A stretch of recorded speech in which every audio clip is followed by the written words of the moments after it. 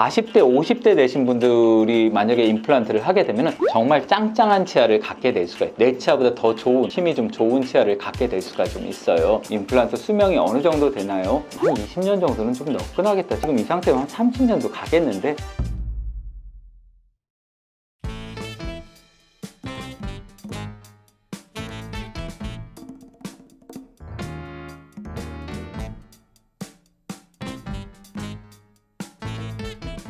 안녕하세요. 환자 중심의 진료 철학을 실천하는 강북 예치과병원의 이상수입니다. 요즘은 임플란트들을 워낙 많이 하시다 보니까는 젊으신 분들도 임플란트를 하신 분들이 좀 많이 있으시죠. 예전에 임플란트를 하셨는데 임플란트가 나중에 정말 몇 년이 좀 지나갖고 안 좋아져서 오시는 경우들도 좀 볼 수가 있어요. 그래서 이 임플란트나 이런 부분들 관리를 좀 어떻게 하시는지 말씀을 한번 좀 드리려고 그럽니다. 우리 치아들이 직접 턱뼈에 붙어 있는 것 같지만은 사실 이 치아들은 직접 턱뼈에 붙어 있지 않고요. 여기에 치주인대라고 하는 인대가 들어있어요. 그래서 이 인대가 씹을 때 쿠션 역할도 해주고, 또 인대 안에는 고유수용기라는 센서가 들어있어서 내 이가 얼만큼 씹었는지 이 힘을 가늠해주는 역할들도 해주거든요. 근데 임플란트는 직접 뼈에 붙어 있다 보니까는 인대가 없어요. 씹을 때 내 이빨들은 인대에 의해서 이렇게 약간씩 움직이면서 쿠션 역할을, 힘을 좀 받아주는데, 임플란트는 뼈에 직접 박혀 있었고 혼자 제자리를 떡 차지하고 있다 보니까 움직이는 내 이빨이랑 안 움직이는 임플란트 사이에 음식물이 낄 수 있다는 단점이 있습니다. 이거는 잘못 만들어서 그런 게 아니고 운동할 때 구조적인 차이 때문에 나타나는 거라서 어쩔 수가 없어요. 세월이 흘러가면은 점점 틈이 커져요. 정말 나는 음식물 끼는 게 너무 귀찮다, 편하다 그러면은 임플란트 뿌리 자체를 바꾸는 게 아니고 씌워놓은 것만 한 10년에 한 번 정도씩은 교체를 해야 되겠다 생각하시는 것들도 굉장히 좋습니다.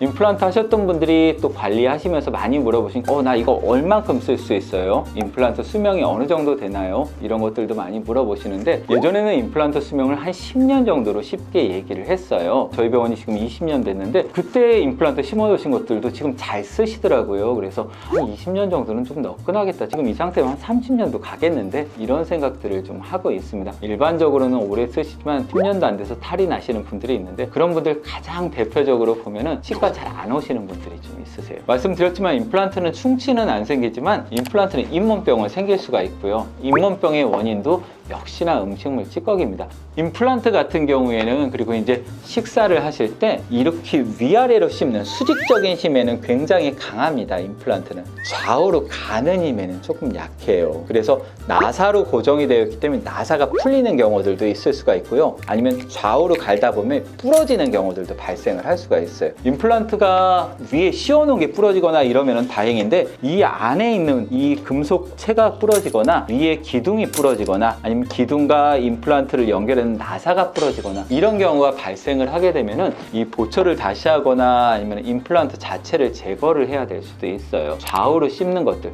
오징어라든가 쥐포라든가 아니면 또 고기 같은 것도 너무 이렇게 질겅질겅 씹는 것들 피해 주시는 게 좀 좋고요. 제가 늘 말씀드리면 먹고 싶은 거 드세요. 대신 임플란트 하셨던 분들은 잘게 좀 잘라서 드시게 되면은 임플란트에도 크게 무리를 주지 않고 오랫동안 잘 쓰실 수가 있을 겁니다.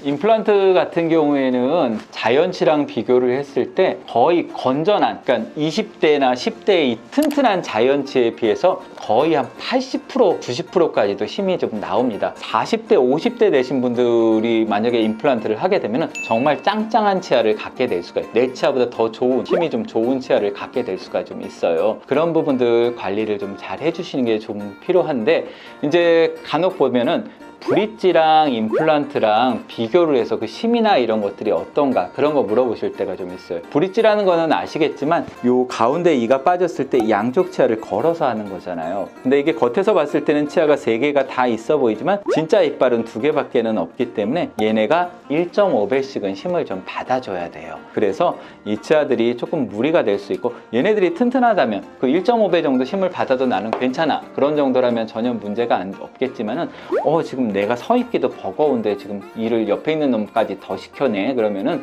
얘네들이 더 빨리 망가질 수가 있겠죠. 그래서 그런 경우에는 임플란트를 하시는 게 브릿지보다는 당연히 훨씬 더 좀 좋을 겁니다. 사람 입속에 생기는 병은 다 음식물 찌꺼기라고 생각하시면 되세요. 원인들은 어딘가에 음식물 찌꺼기 남아있다가 충치균 생기면 이가 썩는 거고, 충치균 생기면 잇몸이 좀 나빠지는 거다라고 생각을 하시면 되세요. 꼭 가서 스케일링 좀 받으시고, 그러면은 또 임플란트 관리에도 중요하고 잇몸 건강 관리에도 중요하기 때문에 그거 꼭 하시라고 말씀을 좀 드립니다.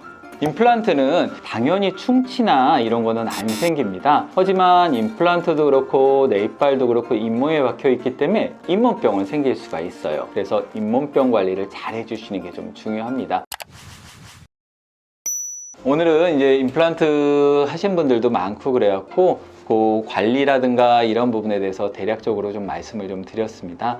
여러분들 임플란트는 제3의 치아라고 이야기를 해요. 그러니까 우리가 유치가 있었고 영구치가 나고 영구치가 빠지면 제3의 치아 임플란트를 하면 된다, 이렇게 얘기를 할 정도로 굉장히 좀 좋은 치아고, 또 수명이 다들 이제 연장이 좀 되셨잖아요.